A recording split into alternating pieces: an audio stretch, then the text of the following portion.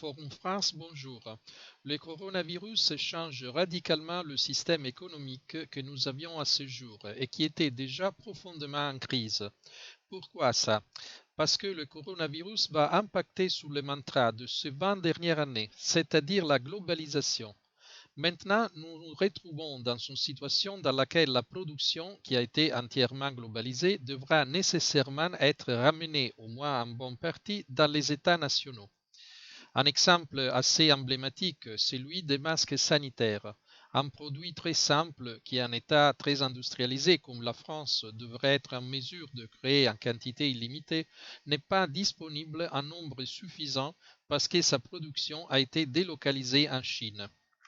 Cela rend évident dans la conscience de l'opinion publique comme le modèle économique actuel qui est en train d'entrer en crise n'a pas de sens. Quel avantage nous avons eu à détruire tous ces emplois et toutes ces usines afin de produire des biens en Chine?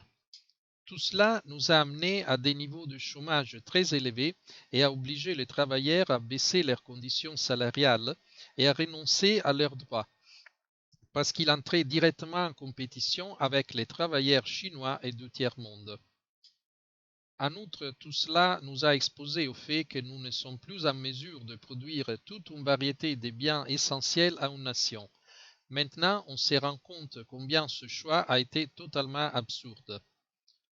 Je pense qu'il sera indispensable de revenir en arrière. Il ne sera plus question de simple volonté politique, parce qu'il est très probable que la situation liée au coronavirus ne se résoudra pas dans quelques semaines et dans plusieurs mois non plus. On peut sortir assez vite de la phase d'urgence, mais le virus ne disparaîtra pas du jour au lendemain.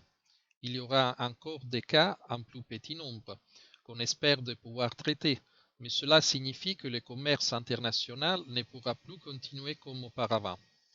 Il n'est plus concevable parce que même avant cette pandémie, la globalisation était en train de subir, on peut dire, un très fort ralentissement, en particulier par la volonté des États-Unis, car avec l'élection de Trump, les États-Unis, qui avaient été les premières à promouvoir la globalisation, ont commencé à mener une politique différente et à ramener dans leur territoire national la production des marchandises. Il faut souligner que le pays qui est en train de changer plus que tout autre ces paradigmes économiques globalistes est l'Allemagne, qui a ouvertement annoncé de vouloir reprendre la souveraineté productive, c'est-à-dire ramener dans son territoire la production de certains biens considérés essentiels et même nationaliser cette production. Ces biens seront donc produits en Allemagne par des ouvriers allemands, dans des usines de propriété de l'État allemand.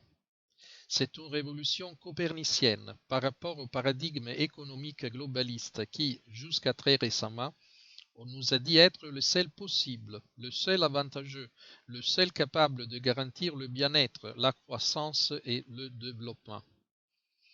Mais l'aspect le plus dévastant, à mon avis, est celui monétaire. Vous avez certainement entendu la nouvelle de 550 milliards d'euros qu'une banque publique allemande a décidé de mettre à disposition du système économique intérieur, c'est-à-dire des entreprises et des familles allemandes pour continuer ces processus de réindustrialisation nationale et de renforcement de l'économie allemande.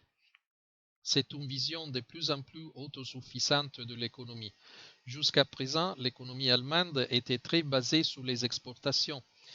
550 milliards sont un chiffre immense, mais ce que le ministre allemand des Finances a dit est encore plus incroyable, parce qu'il a dit qu'il n'y a pas de limite au crédit qui peut être accordé. Cela signifie qu'en fait, cette banque, qui est une banque entièrement publique, devient un prêteur de dernier recours, c'est-à-dire elle devient ce qu'était chez nous la Banque de France avant d'entrer dans l'euro. Dans cette situation, il n'y a que deux possibilités. La mort de l'euro ou l'Allemagne qui obtient avec des moyens monétaires ce qu'elle n'a pas réussi à obtenir avec des moyens militaires pendant la Seconde Guerre mondiale. Car il est évident que si l'Allemagne peut imprimer un montant illimité d'argent avec une banque publique à elle pour soutenir son économie nationale et les autres États de l'Union européenne ne peuvent pas le faire, la condition de colonie de l'Allemagne de ces derniers se montre dans toute sa retentissante évidence qui ne peut plus être cachée. Il est gênant d'entendre combien il est indispensable l'Union européenne, tandis qu'en France, l'argent dont a besoin la nation est emprunté avec l'obligation de payer des intérêts. Il n'y a donc deux routes. La première est de revenir à la pleine souveraineté monétaire, c'est-à-dire faire ce qui fait l'Allemagne, la Federal Reserve américaine et toutes les autres banques des pays souverains.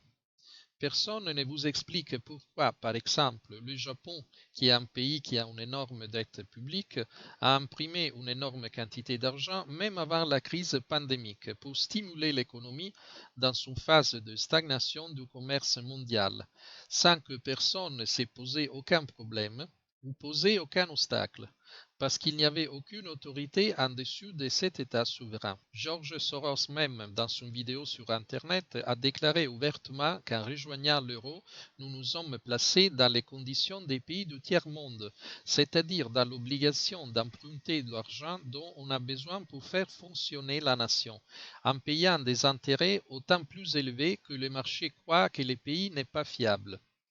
Il faudrait même discuter sur les marchés, parce qu'il est évident que le mot marché est une abstraction. Les soi-disant marchés sont constitués par un nombre très réduit d'investisseurs institutionnels qui font les marchés et qui sont par conséquent un monopole.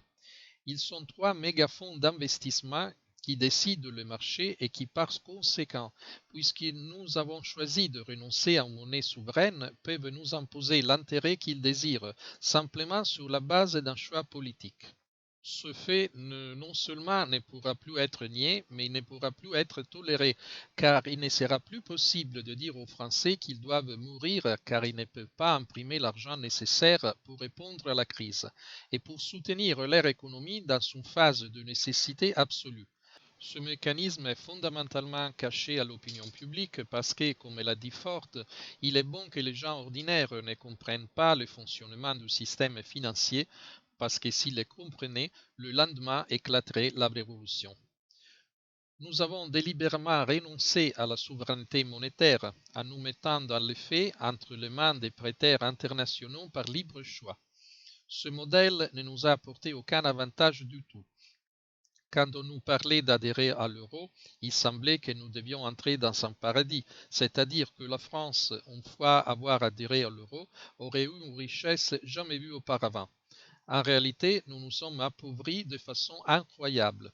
La globalisation qui nous avait été présentée comme un brillant avenir s'est avérée être exclusivement dans l'intérêt de ces oligarchies économiques qui l'ont effectivement promu et imposé, parce qu'elle a appauvri les travailleurs de tout l'Occident et a effectivement rendu les États incapables de répondre aux urgences et a enrichi une très petite partie de la population à des niveaux qu'on n'avait jamais vus dans toute l'histoire humaine.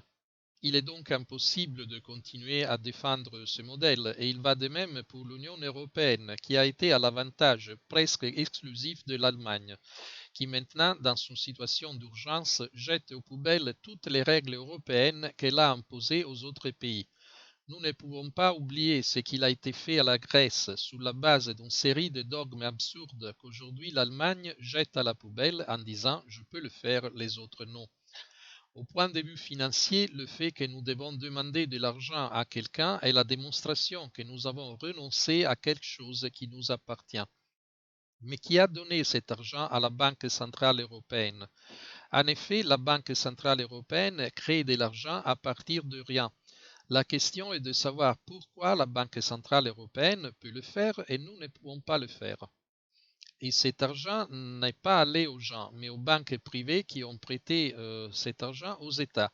Et pour pouvoir transférer cette richesse au système financier, on a massacré les peuples en imposant des taxes très élevées, des privatisations, des démantèlements de l'acquis social, des pensions, de la santé publique que nous voyons aujourd'hui. Tout cela pour donner des intérêts prélevés avec les impôts des poches des citoyens, afin de repayer les banques approvisionnées en monnaie virtuelle par la Banque centrale européenne en un clic.